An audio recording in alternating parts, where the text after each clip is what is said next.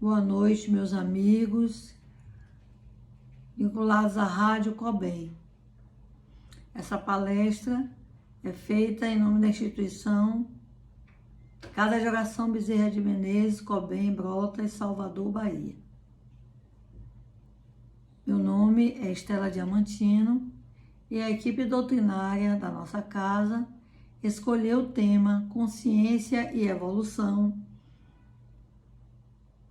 que está no livro Momentos de Saúde e Consciência, psicografia de nosso irmão Divaldo Franco, com Dona Joana de Ângeles.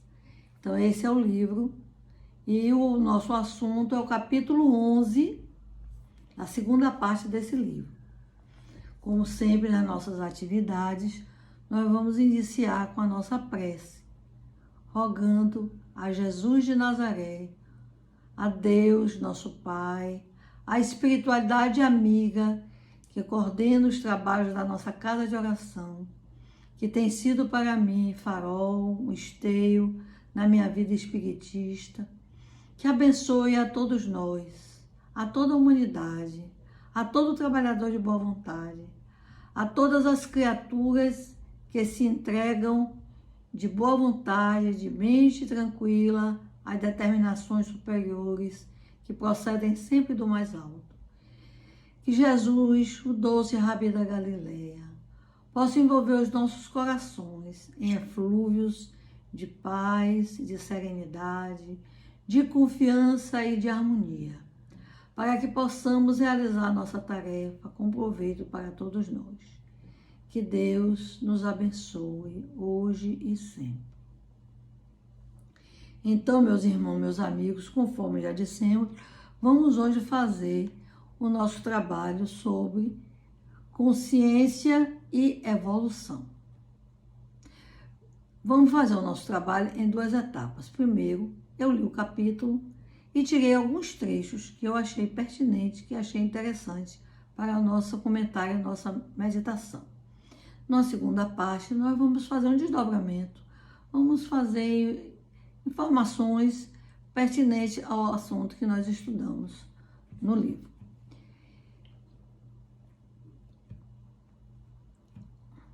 Essa palestra está sendo realizada no dia 15 de julho de 2020, quarta-feira, e espero que ela seja de bom proveito para todos nós. O que nos diz Dona Joana? O despertar da consciência faculta a responsabilidade a respeito dos atos em face do desabrochar dos códigos divinos que jazem em germe no ser. Isso significa que quando nós fomos criados, o código divino, as leis de Deus, foram íncitas, inscritas em nossa consciência. Mas só à medida da evolução, que a nossa consciência vai se despertando, é que nós vamos poder compreender, desenvolver e aplicar de forma correta essas leis que dormem em germe no nosso ser. Outro trecho que nós escolhemos. Criado simples e ignorante, o espírito tem como fatalidade a perfeição que lhe está destinada. A rapidez e a demora por consegui-la depende da aplicação da vontade e do uso adequado do livre-arbítrio. O pensamento, o sentimento e a vontade são as três potências da alma. Então, essa é uma das máximas da lei da igualdade. Todos nós fomos igualmente criados, simples e ignorantes. Ninguém já nasceu anjo, nem ninguém está destinado a permanecer eternamente no mal, na ignorância. A rapidez ou a demora para chegar ao nosso destino, que é a felicidade para o qual fomos criados, que é decorrente da perfeição, depende da aplicação que cada um faz das suas diversas oportunidades. Nós temos três potências da alma: o pensamento, que é fruto da inteligência do pensar, o sentimento e a vontade, que é a força motriz. São com essas potências da alma que nós vamos utilizar os potenciais que Deus nos deu para nos desenvolver. Uns são mais aplicados e outros são mais distraídos, mais negligentes. E aí, o tipo de ritmo de evolução varia de uma pessoa para outra. Não que alguém tenha sido criado com mais possibilidades do que outros. E ela continua. Criado simples e ignorante, o ser espiritual, através das existências sucessivas da reencarnação, adquire experiência e com essa o discernimento para distinguir o que deve e o que não deve fazer, orientando suas escolhas pelo que lhe proporcione ventura e bem-estar a curto, médio e longo prazo. Então, nós temos o Instituto da Reencarnação, porque o nosso currículo é muito extenso, é sair da simplicidade e ignorância para a perfeição. E isso, então, é feito através de experiências sucessivas e solidárias, a reencarnação. E à medida que nós vamos experimentando, vamos aprendendo a distinguir o que convém do que não convém, o que é que vai trazer felicidade, paz e prazer, e o que é que, ao longo do tempo, ou na própria encarnação, nos complica, nos traz dor, sofrimento, angústia, perturbação. E ela continua, porque o discernimento e o despertar da consciência, só com ele o ser se torna responsável por seu destino, que está constantemente a construir e modificar, por meio das decisões e atitudes do dia a dia. Então, essa aí tem uma informação muito importante.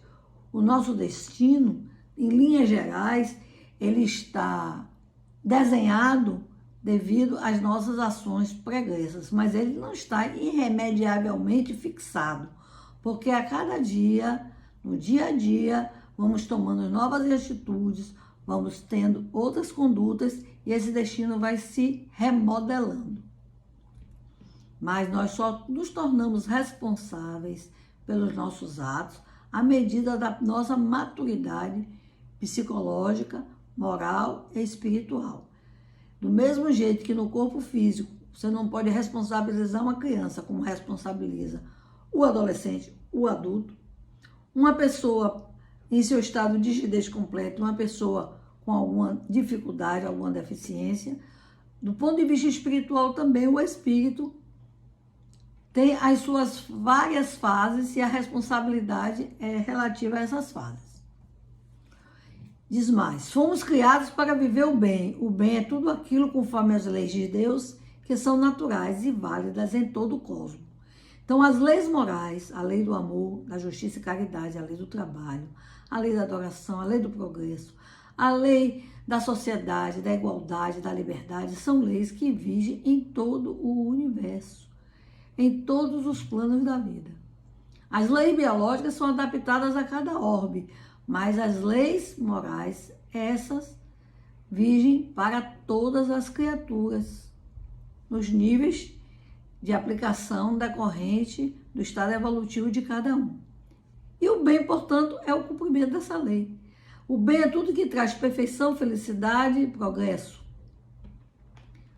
A dificuldade para vivenciar esse bem, essa lei, são os nossos atavismos, a herança da ignorância primitiva, que nos faz pender para o mal, dificultando a marcha do progresso, que é uma lei natural.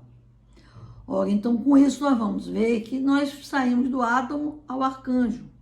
Hoje nós sabemos que o átomo, que se pensava indivisível, ele é divisível em partículas, que ainda são divisíveis em partículas ainda mais infinitesimais, e alguém já chegou à conclusão que no final é uma antimatéria que se juntando vai dar esse átomo, que se juntando vai dar essa molécula, mas na cerne da própria matéria, dissecada no último ponto, é uma antimatéria.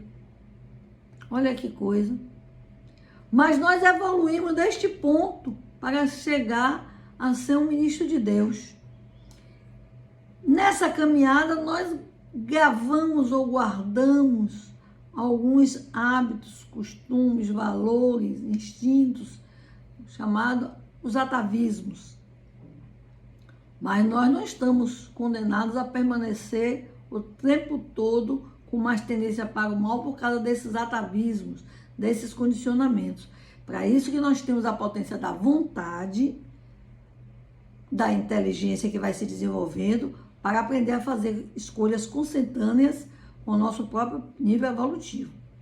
Nós não estamos retidos indefinidamente, diz ela, nesses pontos de dificuldade. Cumpre-nos, portanto, aplicar todos os esforços e romper os elos com a retaguarda, avançando nas experiências iluminativas. As dificuldades irão surgir em virtude das viciações arraigadas, mas à medida que as conquistas do autoconhecimento e do autocontrole vão sendo realizadas, o prazer e a paz que se conquista decorrente dessas conquistas estimula a novos esforços para cada vez mais avançar na conquista de si mesmo. Texto muito bonito. Quais são os pontos que nós precisamos observar nessa lição? Porque não adianta a gente ler um texto, um trecho, uma lição, uma mensagem, é bonita, mas eu preciso saber o que é que eu posso extrair daí para a minha conduta diária. Então, são vários termos que são usados e que nem todas as pessoas têm a mesma clareza do que significa. Então, o que significa evoluir? A definição que nós vamos usar agora pode parecer muito metafísica, mas é a definição que a maioria dos estudiosos nos dá, que evoluir é transformar energia em consciência. Ao longo do tempo, a gente vai melhor pontuar o que isso significaria. E o que é consciência? Consciência é o estado de quem superou a vivência automatizada e a mecanicidade. Fazer as coisas por fazer com um robô sem saber o que está fazendo, porque está fazendo, porque os outros fazem. É viver e agir de acordo com sua essência espiritual, o seu eu superior. Então já superou a influência do ego. Por isso está conectado com Deus, a lei, o universo, conhecendo-se. E como essas três realidades, Deus, Espírito e Matéria, é a Trindade universal, quando eu me conheço, eu conheço a lei, eu começo a sentir Deus, porque esses valores, essas realidades, essas potências estão interligadas, já que somos uma criação divina. O grau de consciência depende do nível evolutivo e o nosso nível evolutivo resulta do trabalho pessoal de cada um, aquilo que Dona Joana já falou, do esforço que cada um fez. Evoluir é transformar energia em consciência. E o que seria discernimento? Eu tenho discernimento, já pareço fazer escolhas corretas, que não me tragam complicações daqui a 2 anos ou na próxima etapa encarnatória.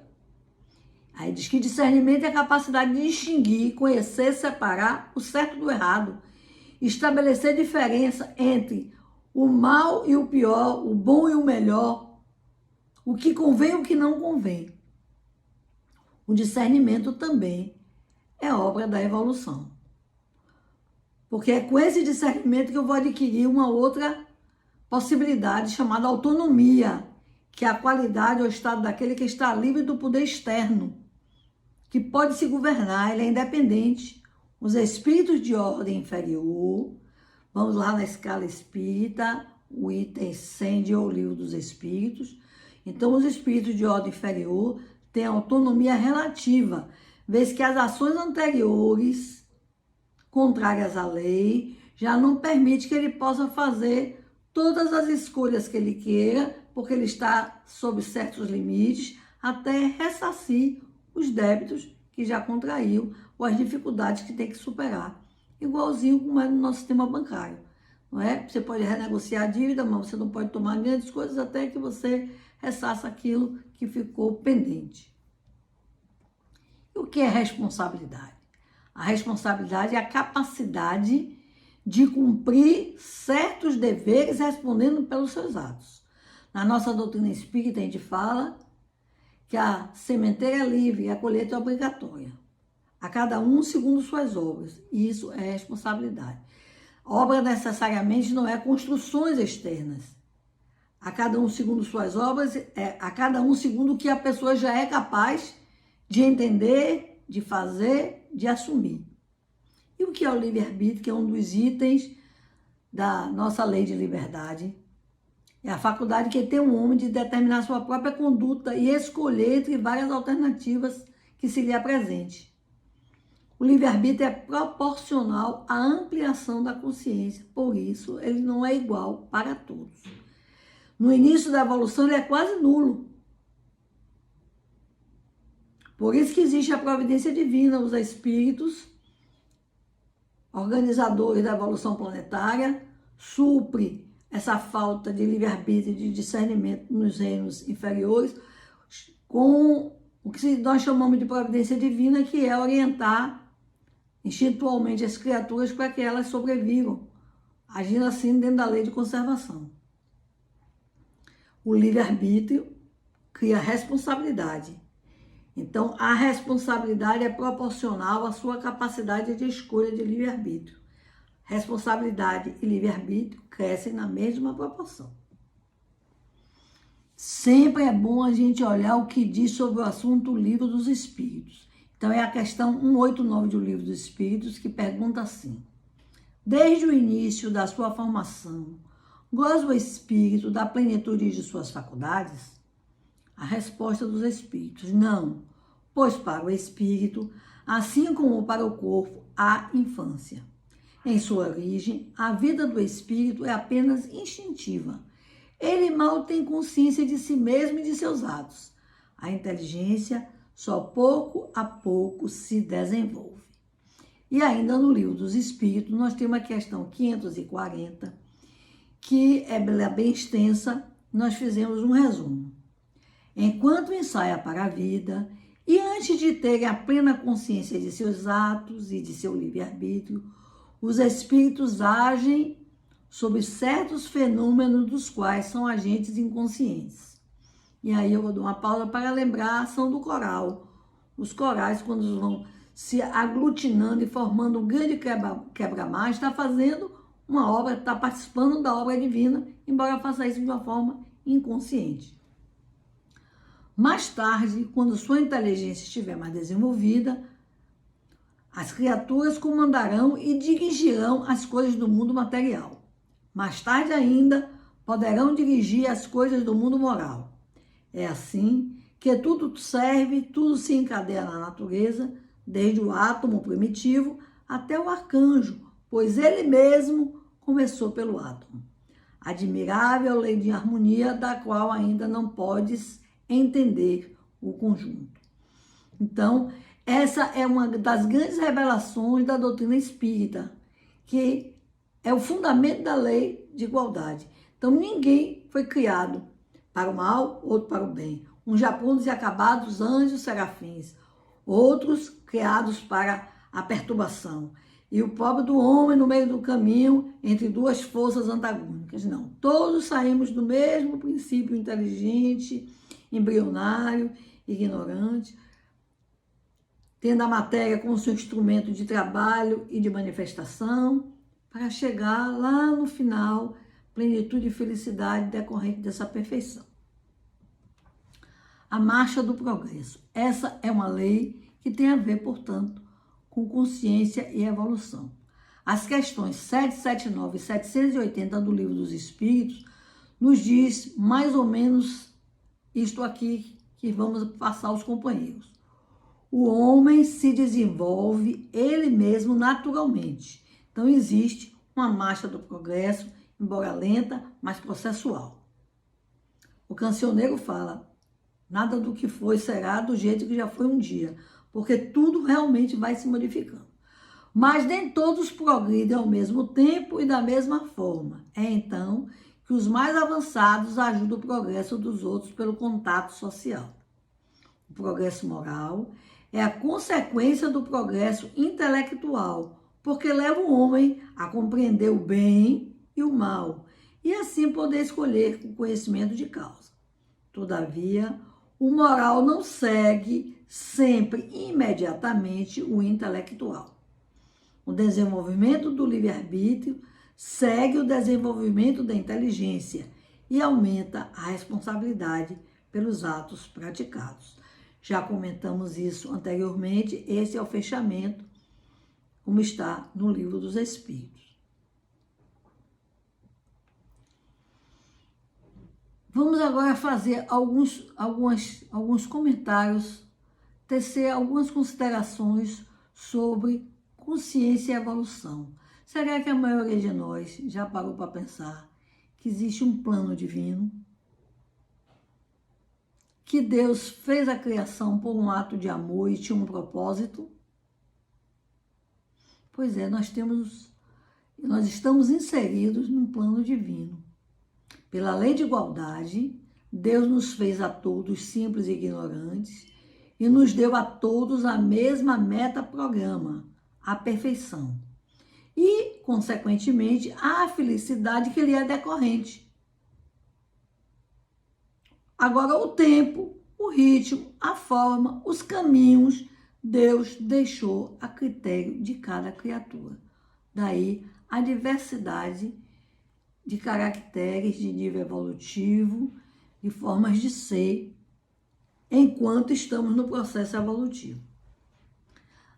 Algumas pessoas perguntam, então, por que Deus já não nos fez ponto e acabado, para que a gente não errasse, não escolhesse fora da lei, não tivesse que sofrer?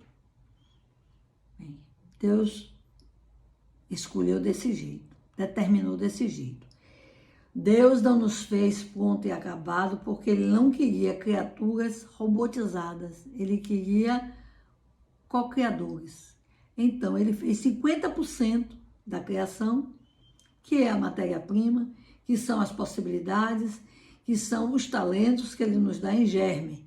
E deixou ao nosso encargo, como seres inteligentes, dos outros 50%, que é a nossa criatividade, a forma de como cada um vai trabalhar e elaborar essas possibilidades, essas potencialidades que Deus nos entregou. Então, as diferenças de aptidão, de talento, de recursos são processuais, pois no final dos tempos, todos os trabalhadores da vinha, que é uma das parábolas, terão o mesmo salário. Qual é o salário dos trabalhadores da vinha? A felicidade decorrente da perfeição que conduz à plenitude. Só existem dois fatalismos. Primeiro, material. Tudo que nasce morre, porque a matéria ela é impermanente. E o fatalismo espiritual. Todos teremos que ser perfeitos e, portanto, gozar de uma plenitude, de uma felicidade que é consequente a essa perfeição. Agora, os tempos de cada um é determinado pelo livre-arbítrio, pelo empenho, pelo esforço, pela boa vontade de cada um. Agora nós temos também que observar por que o reino hominal é o chamado reino ou o caminho da prova. Porque os reinos anteriores ao reino hominal, os reinos mineral, vegetal, animal, elemental, eles participam do planejamento da criação, trabalham ajudando o mecanismo do universo por automatismo e orientado por aquilo, como já conversamos, da providência divina. Os seres superiores já passaram pelo caminho de prova, já fizeram sua experiência de filho pródigo, de experimentar se fora da lei, se fora de Deus, tem alguma alegria, felicidade e realização, já viram que não, e alguns desde sempre seguiram sua trajetória em linha reta.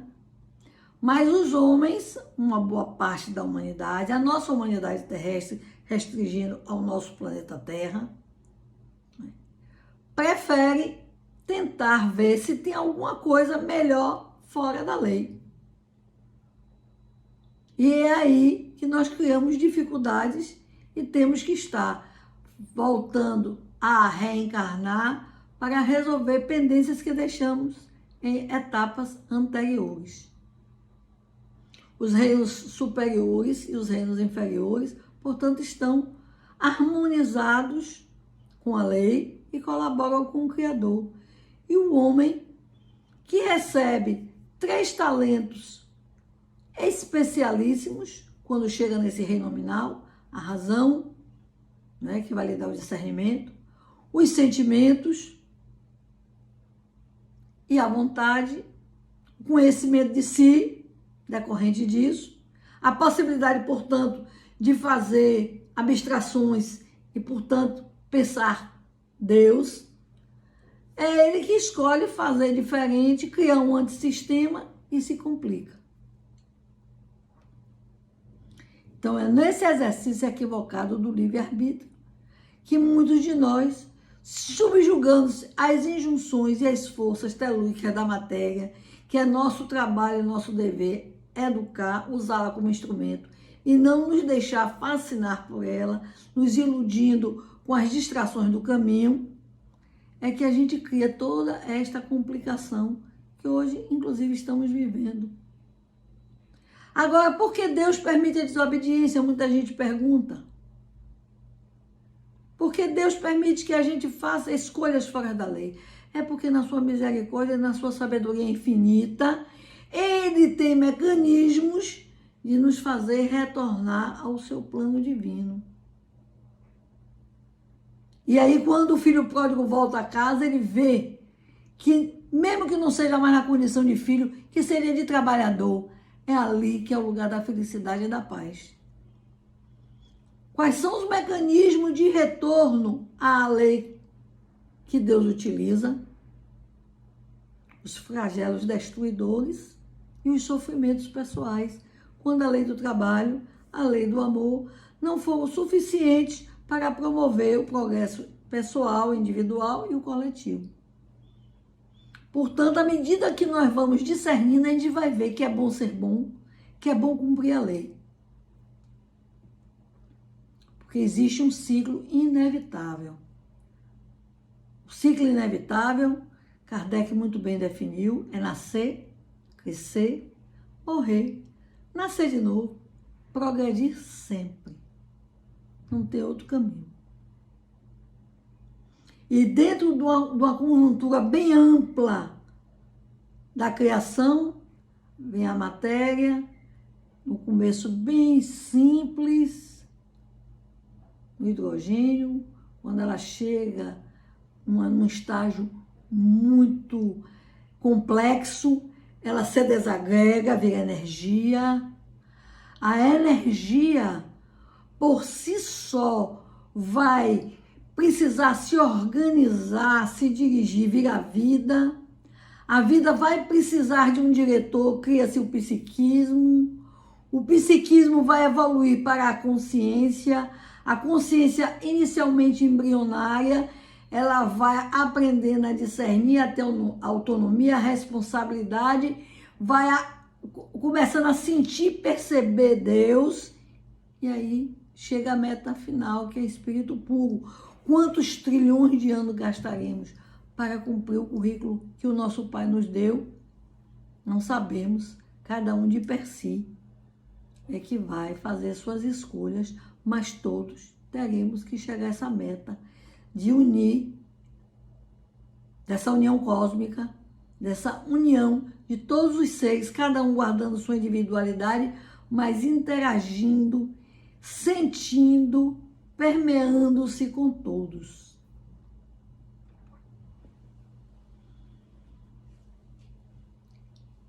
Eu sei que a doutrina espírita é uma doutrina de muita profundidade. Nós podemos passar décadas e décadas estudando e sempre só sabemos que nada sabemos.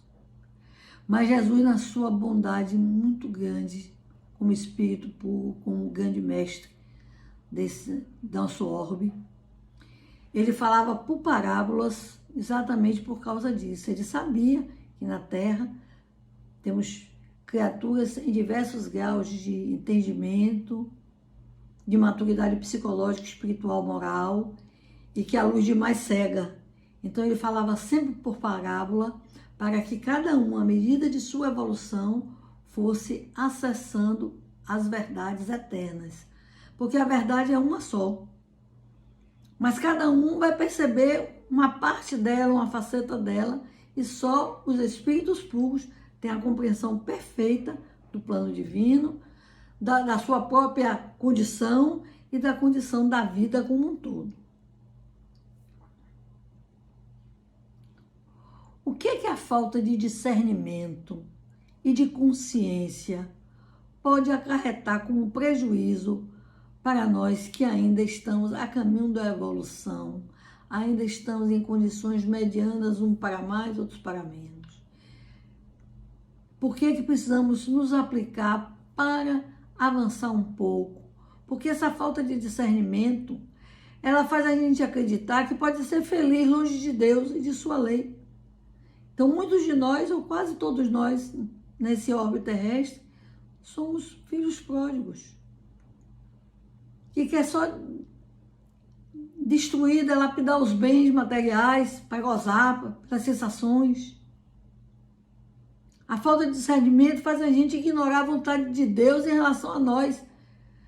Cada criatura nasceu para cumprir uma parte na obra da criação. E cumprindo a sua parte, promover sua própria evolução. E muitos de nós, a maioria de nós, não perguntam o que é que Deus espera de mim. Eu vim mesmo fazer o que aqui nessa encarnação? Deixamos nos distrair pelas ilusões do caminho, nas conquistas passageiras, e esquecemos do que realmente viemos fazer, que é esse autoconhecimento, essa reidentificação de criatura com o Criador. Também, quando a gente não tem discernimento, acredita que pode fazer tudo o que quer, que a nossa vontade viciada pede, e que isso não tem consequência nenhuma, nem para a gente, nem para os outros, porque o corpo é meu, porque a vontade é minha, porque eu me mando. Esse é o uso equivocado do livre-arbítrio, que tem causado tantas dificuldades para a nossa evolução planetária. São muitos equívocos que a falta de discernimento e de consciência leva. Mas um dos piores, e é o último que nós vamos falar nesse momento, é querer fazer justiça com as próprias mãos, porque acha que Deus demora de fazer a justiça, e aí faz a vingança, que é um dos mais torpes sentimentos humanos, e que causa muita dificuldade pessoal e coletiva. Então, nós precisamos trabalhar a ampliação da nossa consciência para superar, pelo menos, esses 4 passos, essas 4 dificuldades. E a contrapartida, quem tem uma consciência ampliada, tem um certo grau de discernimento, o que é que ganha, o que é que começa a usufruir de bom com isso? Primeiro, à medida que eu vou evoluindo, eu posso fazer escolhas, posso ajudar na construção do perispírito, determinar as condições corporais que me sejam mais favoráveis ao cumprimento da minha tarefa, expiação, missão.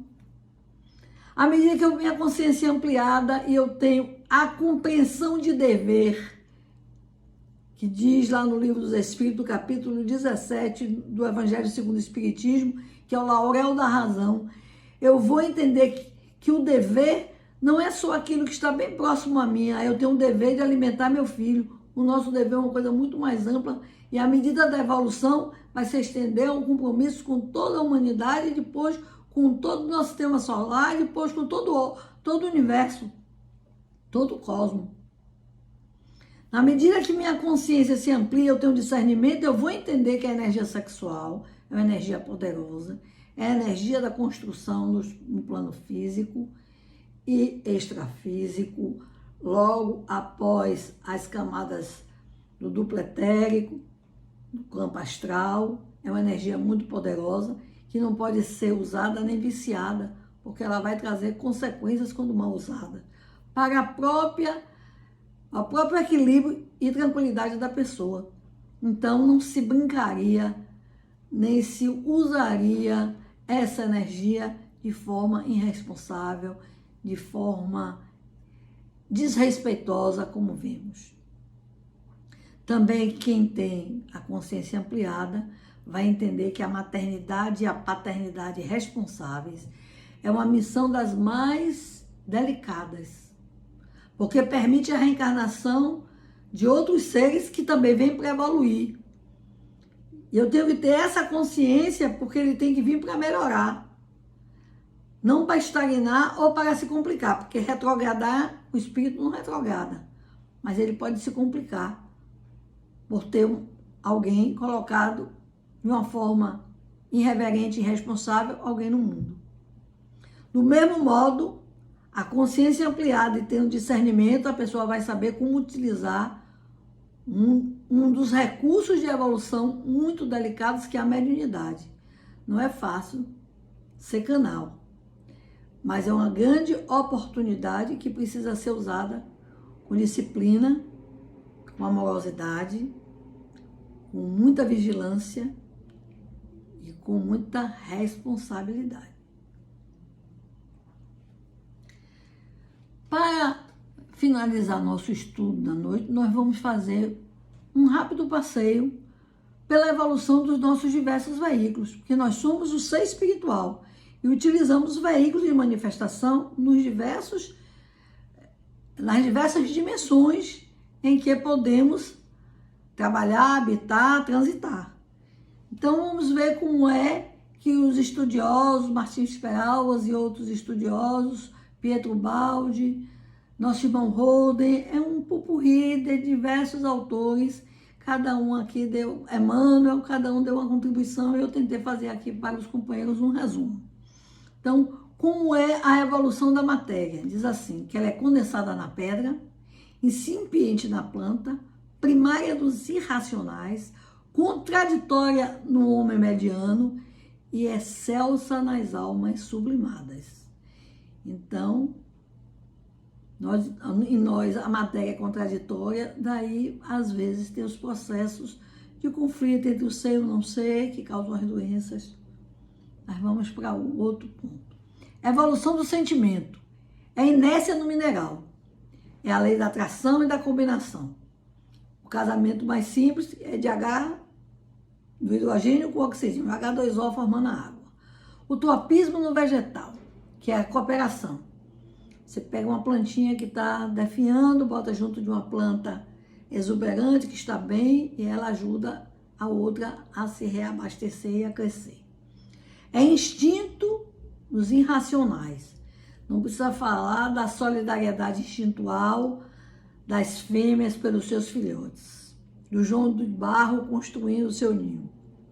É sentimento do racional. A tônica seria responsabilidade e compromisso. Será que nós já temos responsabilidade de assumir os compromissos que aceitamos? E amor sublime no angelical.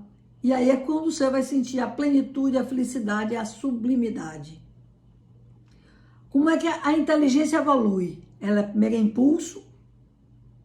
Falamos lá do impulso de agregação, não é? Das conchas, dos corais. Irritabilidade, sensação, instinto, razão, intuição. Nossa humanidade, nós estamos entre instinto, razão e intuição. Poucas criaturas na Terra já têm o conhecimento adquirido através da intuição. Porque a intuição não vai precisar de prova. A prova é a necessidade da razão. A intuição é o conhecimento superior.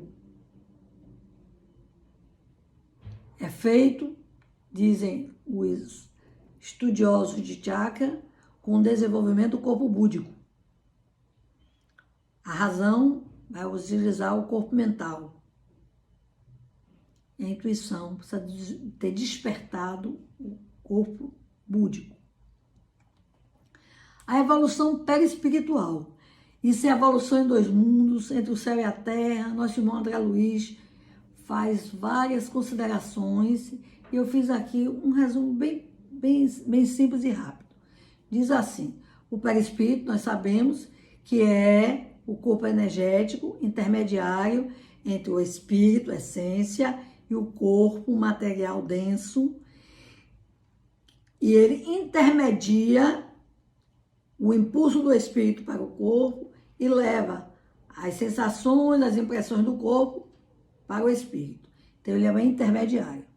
Ele também se desenvolve. Ele é chamado de subhumana, forma subhumana nos animais, passa a se chamar protoforma humana nos macacoides, psicossoma primitivo nos seres selvagens, psicossoma inferior nos homens animalizados, psicossoma normal nos homens comuns, e aí a variação da densidade depende de se eu sou do nível evolutivo de esforço, de sacrifício ou de grandes causas. Então, mesmo no psicossoma normal, o perispírito tem variações dependendo dessas três condições: esforço, sacrifício, grandes causas. Tem um psicossoma superior, que já deve ser um perispírito bem suavizado, etéreo, quintessenciado, que é das almas metanormais. E almas sublimadas, angelitude, há uma discussão que quando se chega neste ponto, há perispírito, não há, mas nós não vamos entrar nesse mérito aqui agora. Evolução dos estados de consciência. Então, a consciência vai evoluindo juntamente com a evolução de cada um desses veículos. De acordo com a evolução material, da matéria que eu utilizo para formar o corpo físico, nos diversos reinos, de acordo com a densidade do meu perispírito, do meu nível de inteligência, dos meus sentimentos, não é? Porque os sentimentos também, ele vai ter desdobramento, começa com a simples piedade, vai evoluir para compaixão, para indulgência, benevolência, perdão e amor incondicional. É uma escalada imensa. E a decorrência de todas essas formas de evolução vai dar a evolução da consciência. Tem várias classificações, eu escolhi uma porque eu me identifico muito com a autora, que é a Ângela Maria Salabatà. Ela diz assim os estados de consciência: homem primitivo, identificado com o corpo físico, brutalidade, instinto, mente rústica. Homem comum, apegado aos bens terrenos, a preocupação é com a família, sobrevivência e trabalho. Não indaga o significado da vida e os chakras que ele trabalha são os chakras inferiores.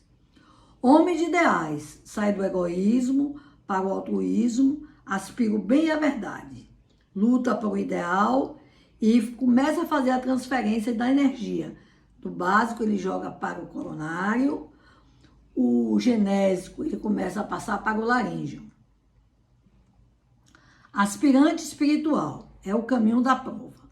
São fortes conflitos entre o ego e o eu, gerando doenças. E aí muita gente diz, logo agora que eu fui para o centro, logo agora que eu me dediquei a uma religião, que eu estou melhorando, estou ficando doente. Claro, a matéria tem as suas dificuldades, tem a sua preservação, quer conservar seu status quo, e o espírito, esse quer sempre evoluir. Esse conflito vai gerar algumas dificuldades que a gente chama de doença. O quarto passo de desenvolvimento da consciência é o do discípulo. Assume o Cristo interno como mestre e guia.